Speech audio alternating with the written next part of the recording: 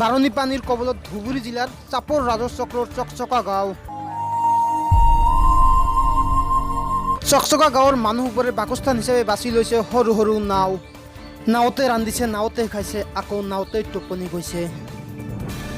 যিকোনো সময়তে পানীত পৰি প্ৰাণ যাব পাৰে সৰু সৰু ল'ৰা ছোৱালীৰ। কাৰণ সৰু সৰু ল'ৰা ছোৱালীবোৰক লৈ মাক দেউতাকে এতিয়া বাসস্থান হিচাপে বাছি লৈছে নাও। কিন্তু ইয়াৰ পিছতো এইখন গাঁৱলৈ চকু নপৰিল অসম চৰকাৰৰ। এনে ঘটনাৰ পিছতো চৰকাৰে এতিয়াও চকুত কলা চশমা পিন্ধি বহি আছে আৰামদায়ক গাদীত।